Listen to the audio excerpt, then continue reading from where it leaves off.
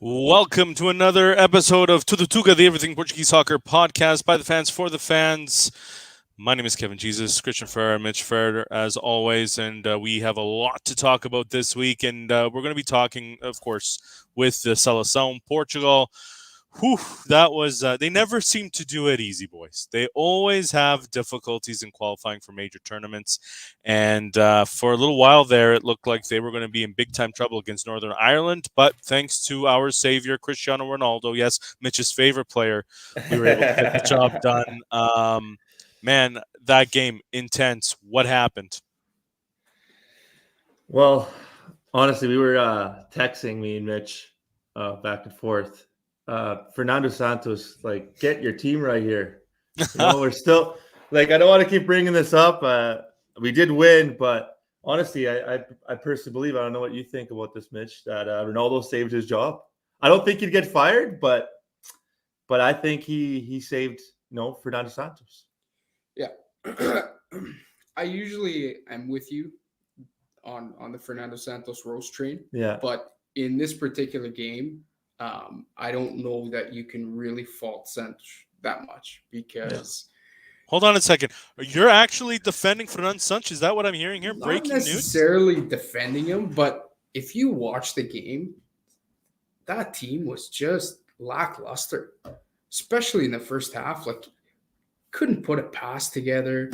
And to Fernando Santos' defense, and this goes, and Fernando Santos kind of talked about it, I think in yesterday's press conference, but the lack of time that he had to prepare the team. You got to remember, we played on what was the day that we played? Tuesday? Yeah. No, Wednesday. Yeah. We played on a Wednesday, right?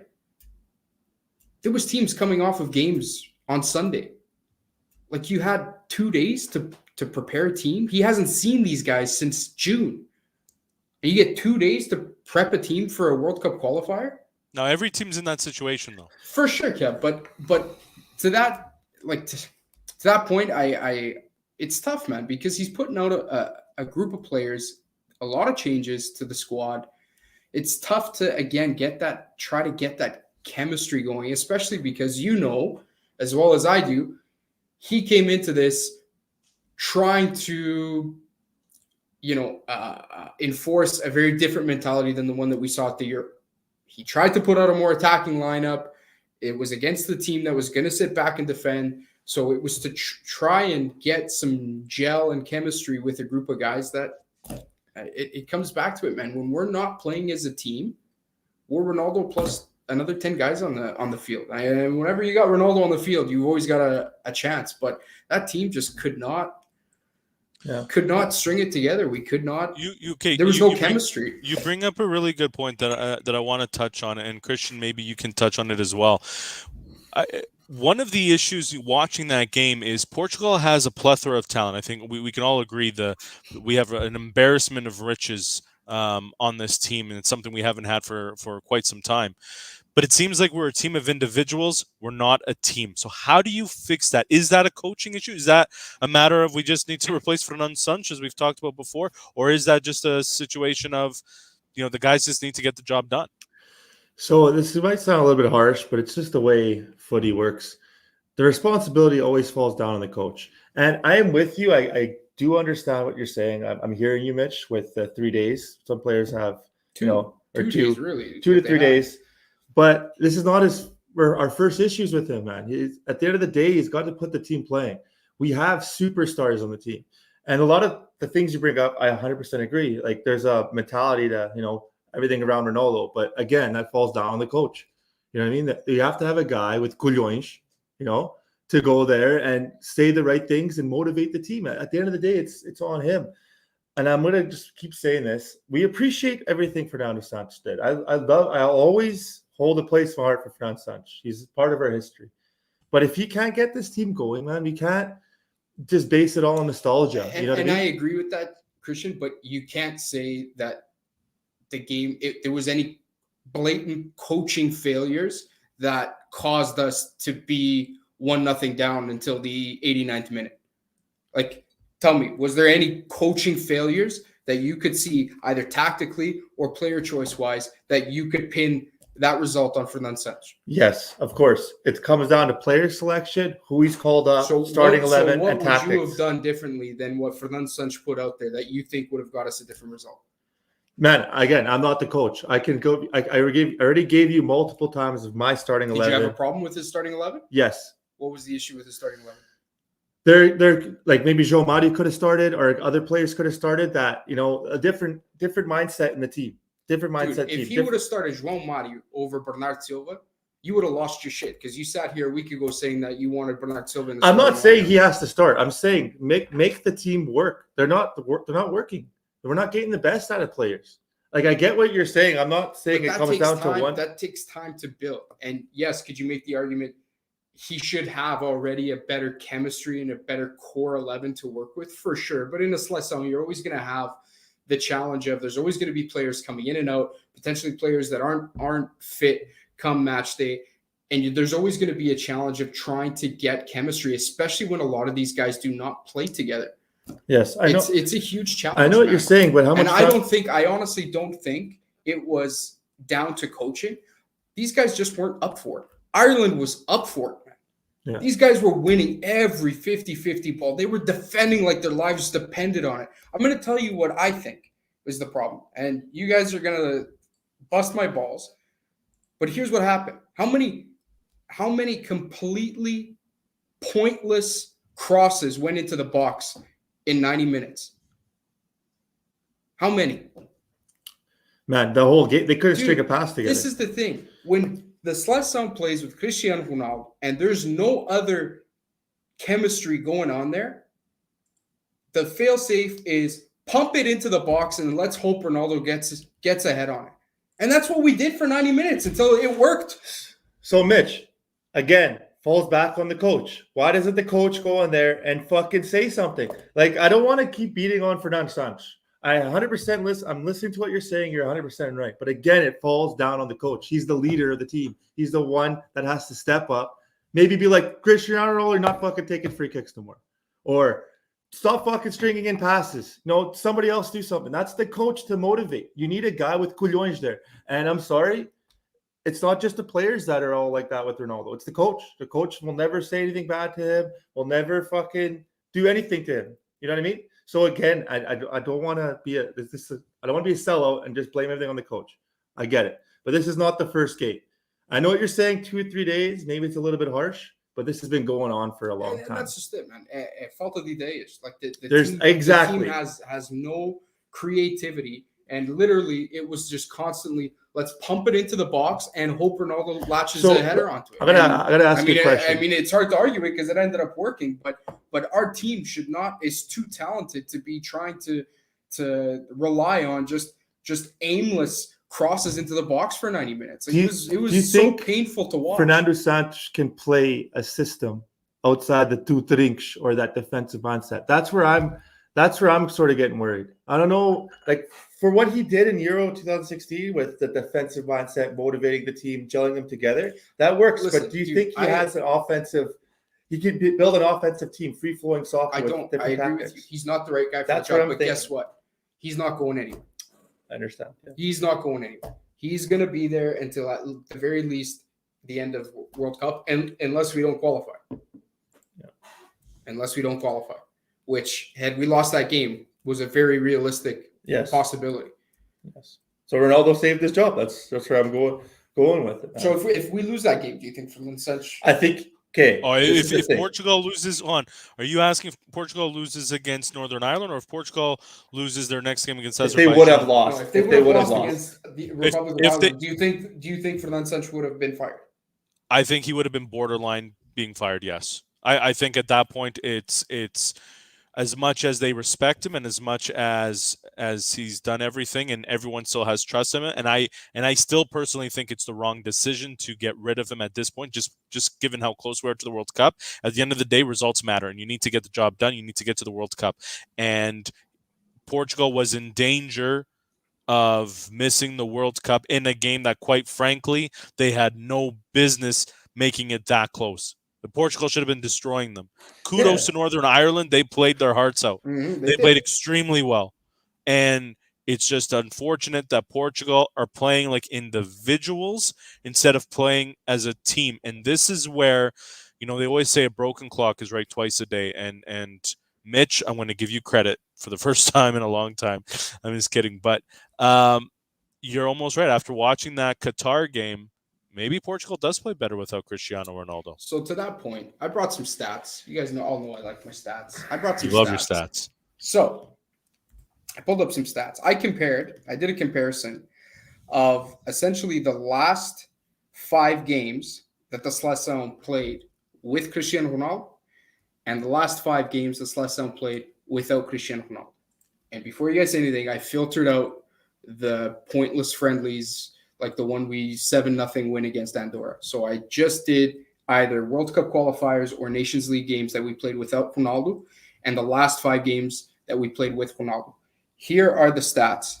The last 5 games that we played with Ronaldo, we have 2 wins, 2 losses, and a draw. The scoring was 9-8 between those 5 games. And the goal scorers were 7 goals for Cristiano Ronaldo, 1 goal for Jota, and 1 goal for Rafael Guerreiro. Okay? The last 5 games that we played without Cristiano Ronaldo, 3 wins, 0 losses, and 2 ties. The scoring, 11-3, and goal scorers, Jota 3, Bernardo Silva 1, André Silva 1, João Felix 1, Bruma 1, Helder Costa 1, Eder 1, Pep 1, and João Cancelo 1. So whose fault is that, though? So, man, I sorry, I got to say this. I got to jump in here, man. I am not going on this narrative that we play better with Ronaldo. I'm sorry. It depends the game. Dude, we were also in the Euro Cup. We played Germany. We played big teams. Stats don't lie that he has 111 goals for the national team. Guinness World Record. Fucking saved their ass against Northern Ireland. I can't sit here and bash the guy. I'm going to ask you something. Was he on the field when we won the Euro? He motivated the team. You're telling me if Ronaldo didn't go down, I'm asking you, was he on the field? Hear me out. If Ronaldo didn't go down the way he did, who won the Euro? They wouldn't have won. What 11 players won the Euro? Let me ask you this. What 11 players You think they would have been there without Ronaldo? I'm asking you, what 11 players won the Euro? Ronaldo was there. Ronaldo did play. Minutes. He was there, and he motivated the team, and he leaded them from the I'm telling you, as a team, we played better without him. What if we got there without him? What if we got there without him? I'm not saying he's not a part of the team. I'm saying as a team, we play better without him. With him, we are Ronaldo plus 10. Those stats show it. With Ronaldo, he is a force. He is a force. Okay. But we played let me get this straight. 10. That's he it. fucking pulled us out. Won us the game 2-1. 100%. Ronaldo and we're plus gonna 10. sit here and say we're better without him. He was Ronaldo plus 10. Listen, do you think we played well as a team? We had generations. No, I'm asking you. Do you think he played well as a team? Do you think we played well as a team? Or was it Ronaldo plus 10? Yeah, but that's what I'm saying. That goes back on the coach, no? Or is that Ronaldo's fault? Dude, yeah, partially the coach's fault, but nobody's ever going to pull him out of there. Would you not rather us play extremely well as a team for 60 to 70 minutes and Ronaldo come on in 60 and 70 minutes para resolver o jogo? Would you not prefer that? Okay, but what has Ronaldo done to deserve that? The stats show it. The team doesn't play well with him on the field. Man, that's so nitpicked because it depends who you're playing, right? It depends the stage of the game. It depends so many things, man. It depends so many things. A fucking game. I'll tell you one thing. I have yet to see a game with Ronaldo on the field for 90 minutes that I sat there and jaw dropped, said, wow, we played phenomenally well. Ever. Not that I can remember, dude. Not with this generation of players. No, I can't. Tell me a game that we played as a Seleção with Ronaldo on the field. Wales. Semi-final. It was one of the best games I've seen Portugal play. That's a semi-final of a Euro Cup to make it to the Euro Cup final. We played fantastic. Ronaldo scored a banging header. We were flying on all cylinders. I can give you so many games. I think we're kind of missing the point here, though, and I think the thing that we need to look at is let's not kid ourselves. Of course, Ronaldo needs to be on the national team. No one is saying that. I think it's important that he's there in a big game. You want him playing. You absolutely do. 100%. You always want your biggest players in your lineup. There's no doubt about that. However, it is a real issue that scoring immediately dries up when Ronaldo's there, because it does seem to be they're always wanting to feed him. So is that an issue where the players just need to man up and realize that, hey, we all need to step up? It can't just be feeding Cristiano Ronaldo. Is that something that Fernando Santos has to jump in on? Is that something that Cristiano Ronaldo has to say, guys, I'm putting my ego aside here. I'm going to help lead you. This is the problem. Ronaldo's ego is larger than life, and I don't care what fucking coach you have in there, unless it's Mourinho, who has potentially a bigger ego than Ronaldo. You're not going to fix this problem. Because anytime you clash with Ronaldo's ego, like it happened with Mourinho and Ronaldo at Real Madrid, you're going to have problems. Nobody's going to sit there. Like, as a coach, dude, he knows we have World Cup qualifiers. He knows how important he is. He knows he's on a yellow card. He goes and takes his shirt off at the end of the game. He's yellow carded. He missed the game against Azerbaijan. You're going to tell me that's not selfish? Okay. You're going to tell me that's not selfish? I got to jump in here. As a coach, I would be fucking livid. I would be down his throat. I don't care if you got a banging personal record. That's a stupid mistake. But it's his ego, dude. Okay, listen. How can you walk up to a person and be like, you're too good, you're scoring way too many fucking goals, you're killing the team? Okay? He's one of the greatest winners ever in the history of soccer. He's got 5 Champions Leagues. He won in every country he's played in. Every single time. Real Madrid, where they have won 4 Champions Leagues without him. I'm not arguing his greatness. They haven't not won without him. Okay? It's the player's fault. It's the player's fault around him. It's not Ronaldo's fault to be too good. If the other players are not performing around him, they need to take accountability. You put players in there that can. We have a fucking crazy amount of talent would die to play with him. If it's not working, I'm sorry to say this, whatever, it's on the coach. If Portugal's not playing good with Ronaldo, it's on the coach, not Ronaldo, because Ronaldo, you're too good. You're scoring too much. You demand too much attention. It's your fault. You can't play. Like, how does that make sense? But he's not even doing that. He's not doing what? He's not even making that decision. He's not even making that call.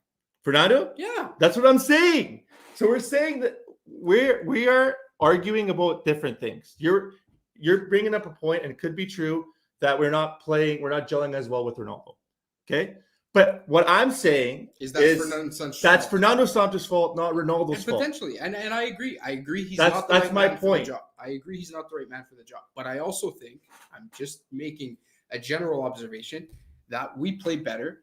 Whether it's due to Fernando Santos or not, we play better as a team, as a collective, without Ronaldo on the field. We get a better performance out of 11 men on the field with Ronaldo out than we do with Ronaldo in. I would like to see that in a fucking game like we've played against Northern Ireland, a game like we played against Sweden, those fucking Dude, we won the fucking Euro 2016 without him on the field. What are you talking about? But we also won because of him. Oh, and I agree with that. We won because of him. I agree with that. You can't take that Euro win without Ronaldo, because you can hate on him all you want. We would not have won that Euro if Ronaldo didn't go down like that. It gelled the team together. They wanted to win for him. I agree, but don't sit there and say that we can't do it. Don't say that as a team we can't do it without Ronaldo. I don't think we would have won the Euro with Ronaldo. With that team that we had, we would not be in that position to potentially win the Euro. Okay, but what happened in 2016? And I mean, that's 5 years ago. Nobody cares about that anymore.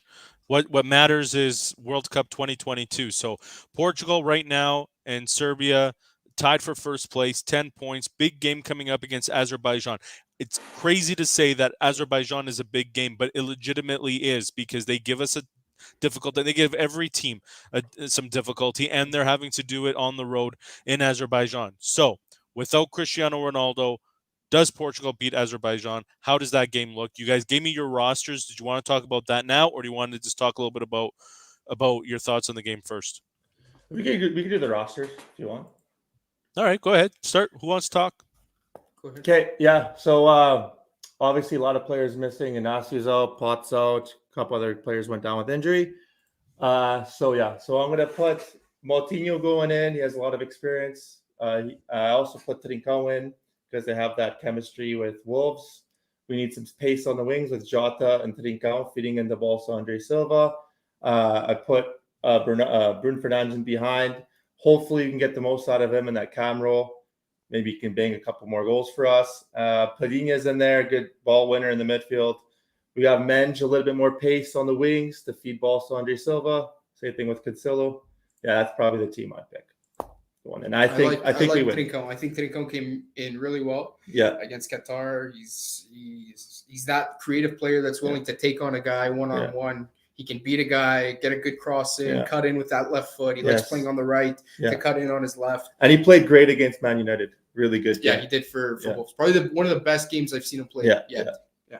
All right, Mitch, take us through your roster. Yeah, very similar to Christian's. I'd go with João Mario over Moutinho in the middle. I just think he came in really well against Northern Ireland or Republic of Ireland, sorry. And I think he brings a little bit of that creative flair that we could use in the midfield. Gedge also came in really well against Ireland. Yeah, nice cross. He's in really good form right now. So I probably start with him, Jota and Silva, Padinha kind of sitting back in the midfield. The only other thing that we would, I guess, disagree on is Menge. I honestly, man, he's a great player. I just still don't think he's good enough to be taking Guerreiro's place at left back. I still think Rafael Guerreiro is far more experienced, far better, especially in an attacking role. I'm a big fan of Guerreiro, so that's my lineup. I'm kind of relieved, to be honest, that Ronaldo won't be there. I mean, that's been 22 minutes of debate basically about Ronaldo. I love it.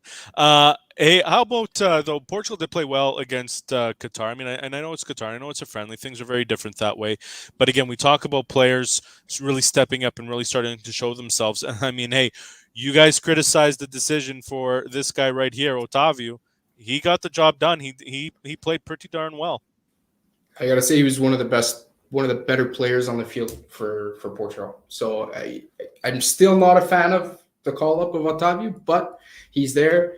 And if he's helping out with goals, I'm all for it. It's all good. He played very well. I can't judge a game against Qatar. I'm sorry. Like the quality is completely different.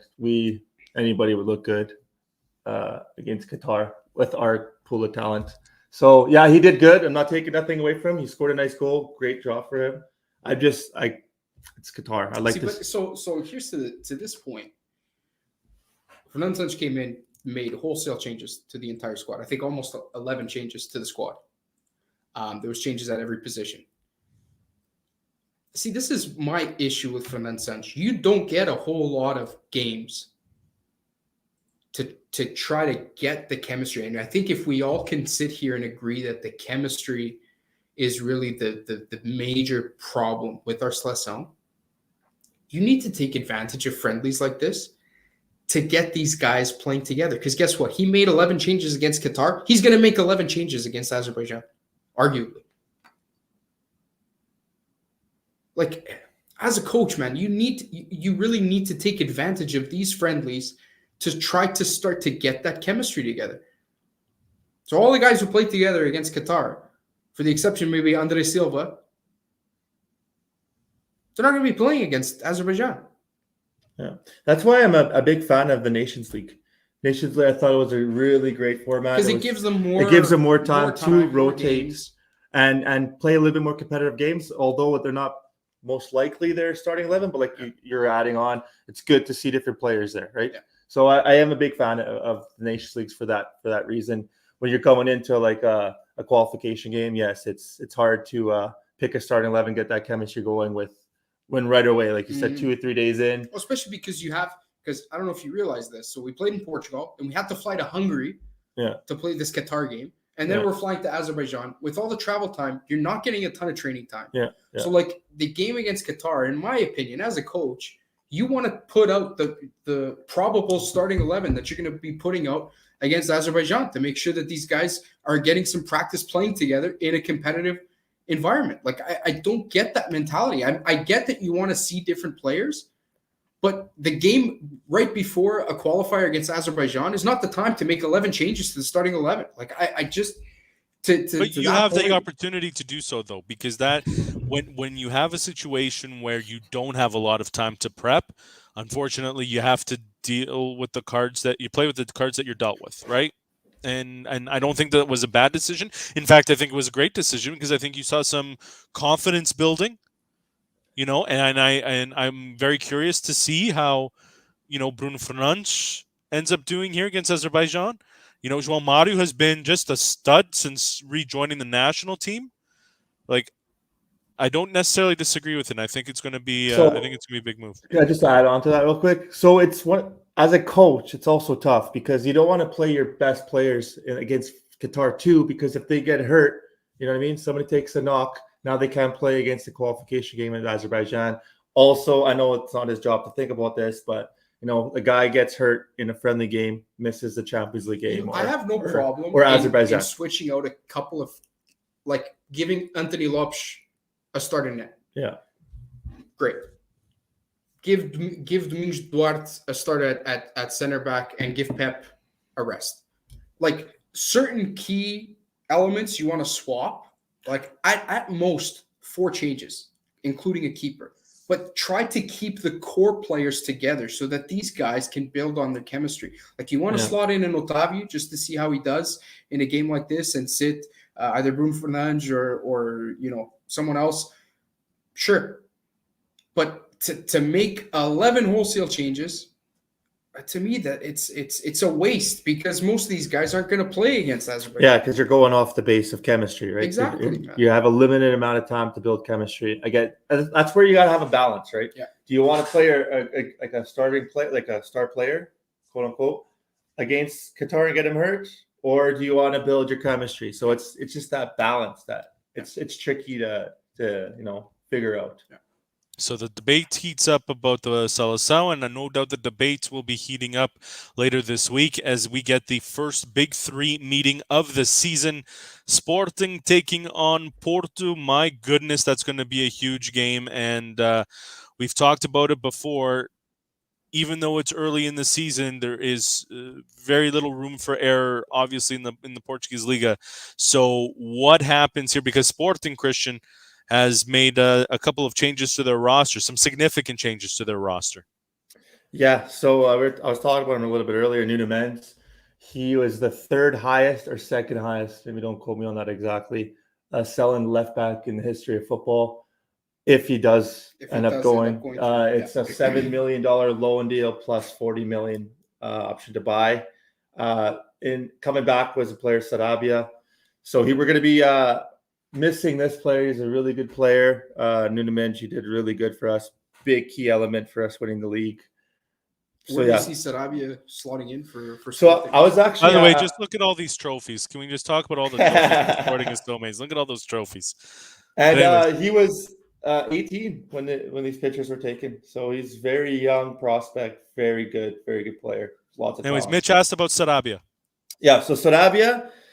This is going to be tricky because I was talking with a really good friend of mine. He's a Sporting fan, where we'd slot him. So he could play multiple spots. He could play as a false 9, which he's done for Spain. His favorite position is right wing. That's actually Pot's spot. Or left wing. Or even, crazy enough to say, you can even take Mateus Nunes' spot in the midfield as like a cam, almost like a Bruno Fernandes role. Where I would slot him, it's tricky.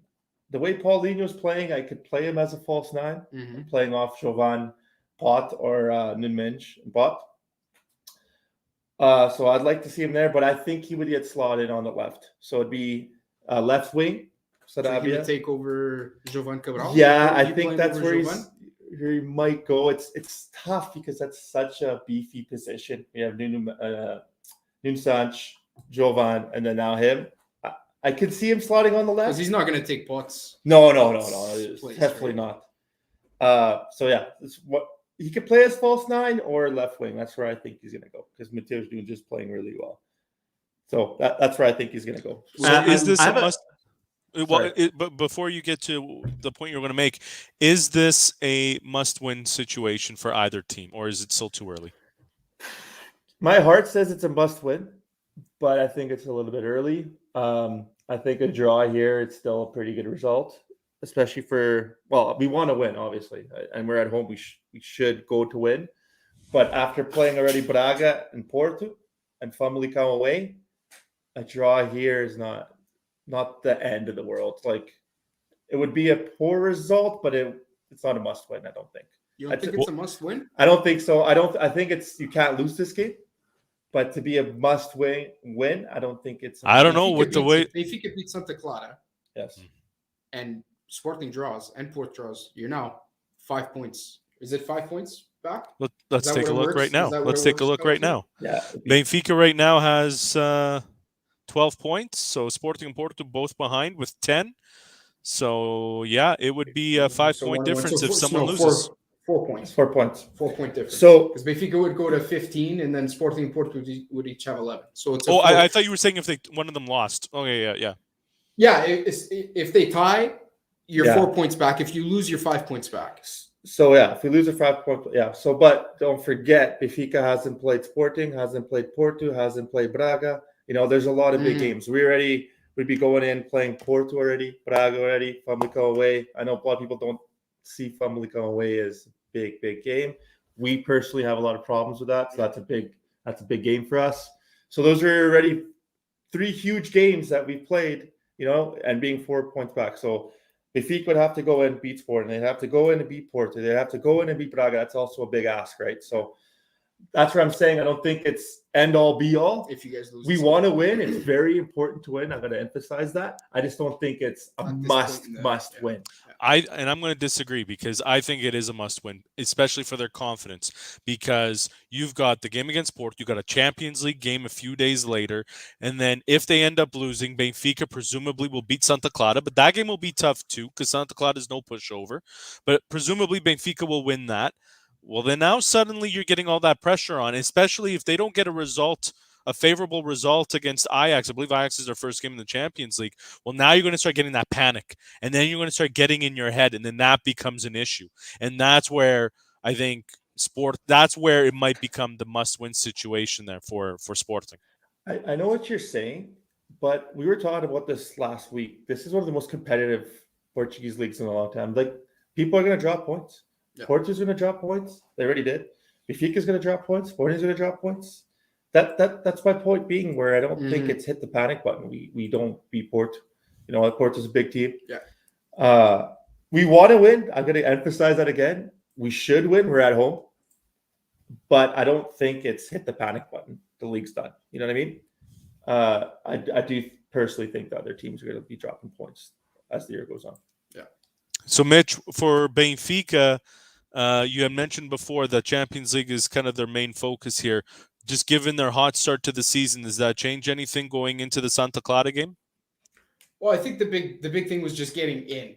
From a financial perspective, Benfica needed the 37 million euros to get into the Champions League. So now that pressure is off of Jorge Jesus, it's kind of okay. Now we're in.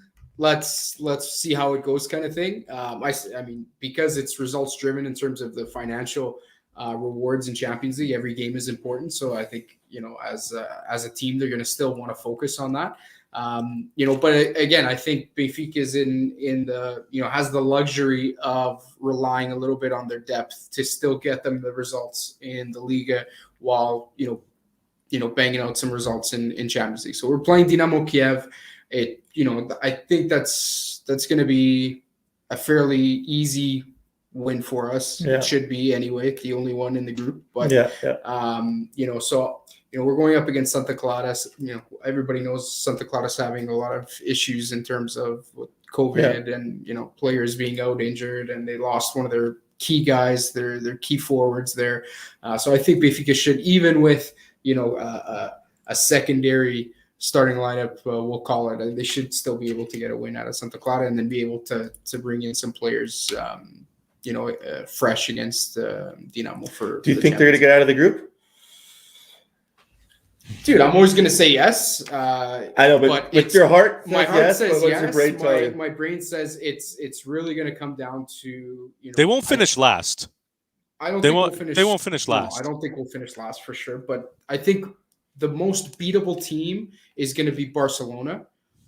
just because, I don't think Barca is, they're still Barcelona. It's still a very good team, but they're just not as, I think, dangerous as they were in the past. Anytime you lose somebody like a Messi, you're losing a major threat. So okay, but hold on a second though. But does Jorge Jesus get intimidated by the name Barcelona? Is it easy to get intimidated? I don't think Jesus gets intimidated by anyone. Oh, I disagree. I disagree. I think he does. I think he gets into his head. I think it changes the way his style of play is. Yeah, I can just see Benfica holding back and just playing like a really slow, boring game against Barcelona, which you have to change the way you play against certain teams. For sure. And I just wonder if it gets into his head saying, wow, we're going up against Barcelona. To your point, I agree. I think Barcelona is beatable. I think they're a much different team. But sometimes when you go up against those teams, it just makes all the difference in the world. And historically, Mitch can emphasize this a little bit more. George Jesus doesn't have a really good Champions League record. Yeah. I know he got in. It's a different team. He has a lot more depth now. There's a lot of different variables. I do get that. But historically, he does not have a good Champions League. To argue that, though, he has a very good Europa League record. Took us to 2 finals. Yeah. Lost in both finals, but took us to 2 finals. So, he may not be very good not have a very good Champions League record, but in Europe in general, he does have a good record with Benfica specifically. I will say in 2017, I was at the Sporting Barcelona game at Estádio Alvalade, and Jorge Jesus was obviously at the time in charge of Sporting. And quite frankly, he did a pretty good job because Sporting should have come away with at least a 1-1 draw. They ended up losing 1-0 to Lionel Messi in Barcelona. But you guys are talking a lot about picks, so you know what that means. It's time for our panel picks.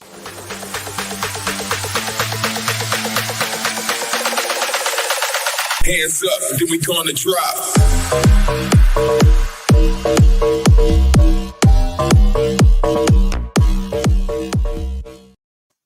All right, boys, time for the Tudo Tuga panel picks, and it was a very interesting week. Congratulations to Mitch for coming out on top of the week. He was 4-1.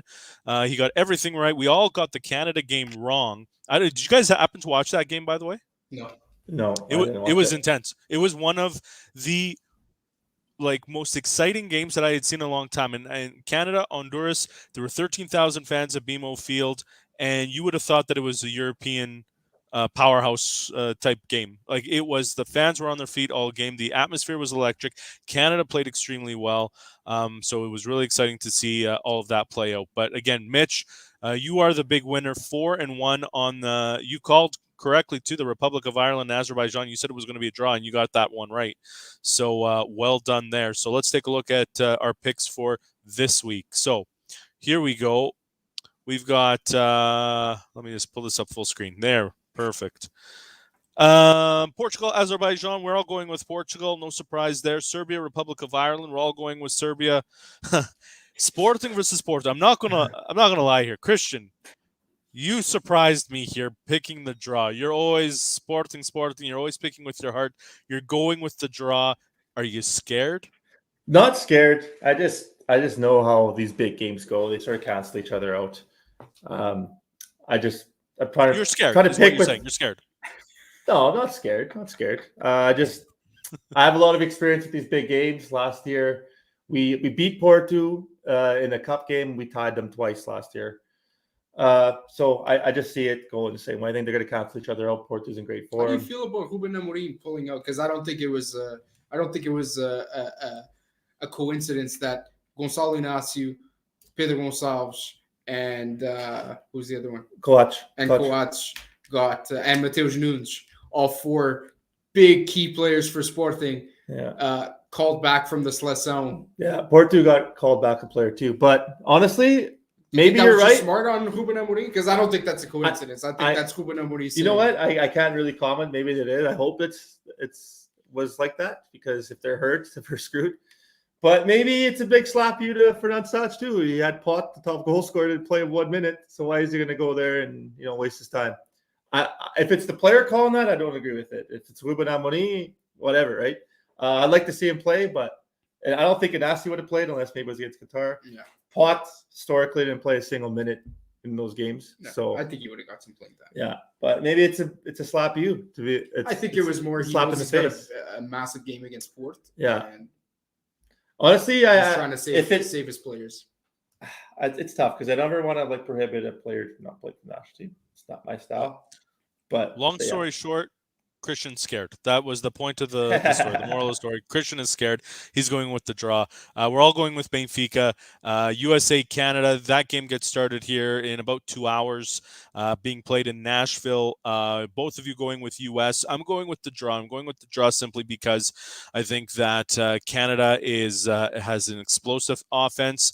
And the U.S. is not the team that they used to be. I really think that Canada will be able to pull out a point here. They need to, because if they lose this game, suddenly that El Salvador game on Wednesday is going to be absolutely crucial for getting them in there. By the way, Steven Vitória played really well for Portugal. It's so exciting to see him play for the Canadian national team. So with that being said, we're done talking about Canada there, but we were obviously talking about some Portuguese star players. The Sagi Star of the Week, presented by Sagi Pair North America. Visit SagiPairNorthAmerica.com for more information. Mitch, you have not given me your Sagi Star of the Week, so you get to tell me on the fly, who are you going with? On the fly? You want to on the fly Sagi Star of the Week? I'm going to have to go with Otavio. You know what? I think a lot of people were criticizing him being called up. And you know what? We were one of them. I still don't, as I said, 100% agree with the decision. But you know what? The guy came out. And even with all the criticism, all the pressure, I know it was against Qatar, but he came out and he played really, really well. And he scored a goal, a beautiful header, by the way. That was a beautiful header. And even in his post-game interview, lost his Brazilian accent. So he's really going out. He's trying to show everybody he is Portuguese, and kudos to him. You stole everything that I was going to say, because I too was going with Otavio. He absolutely, I had to, because I was defending his pick last week, so I would have looked dumb not picking him. And why not? Because he did have a really solid debut with the national team, and I think that he's a guy that we need to watch out for in the future. To no surprise, absolutely no surprise, the most predictable person on our three-person podcast picks his Sagi Star of the Week, this guy right here. Honestly, you two are probably the only two Portuguese players or people or fans in the world not to pick Cristiano Ronaldo this week for the Sagi Star. Two amazing. It's predictable. It's too easy. Amazing. It's low-hanging fruit. You got to give credit where credit's due. I live by that. You know what I mean? Who better to allow to give the credit to than the biggest Cristiano Ronaldo fan I know? Cristiano Ronaldo, 2 last-minute goals. 89th minute and the last kick of the game to beat Ireland, putting Portugal on his back. I don't know if you guys knew this. He set the world record, 2 world records. One was the most international goals of all time, 111, and 2, the fastest jersey sales within 24 hours. He has the record for Manchester United, most jerseys sold in 24 hours in history. I just want to point out one thing. We are very lucky, the three of us very lucky, because we're Portuguese and Canadian. So we have the all-time leading scorer in men's soccer, Cristiano Ronaldo, and on the women's side, Christine Sinclair, Canadian, the all-time leading scorer in women's soccer. He's got, 76 goals to catch Christine Sinclair? Well, yeah, he's got quite a bit. He's got quite 76. A bit. Knowing him, he'll still be 50 and still popping those penalties in there for Portugal. So I think it's safe. He'll eventually catch it. Yeah. I hope so. Yeah. It's going to be exciting to watch. Look, bottom line, let's just wrap this up by saying this. Portugal does have a tendency to play better without Cristiano Ronaldo. However, I disagree. You want your best players in your biggest games. So you can't have Cristiano Ronaldo on the sidelines. You need to have him there, but the players need to wake up. Cristiano Ronaldo needs to park the ego. Fernando Santos has to regroup these guys and let them know, hey, we're all a team here, and that's the only way we're going to win, because we can't just be a team of individuals, or else you're never going to make it to Qatar. The coach has to step up for sure. I agree with you. Yeah, and that means Cristiano Ronaldo. Yeah. Step up or step out. Step up or step out. Well, and that might just happen. Step up or step out. Those are our final thoughts this week. Thanks again for watching. Can't wait to talk to you again sometime soon. Have a good one, everyone. Let me just get rid of this. Here we go. Now, have a good one, everyone. Cheers. No, guys.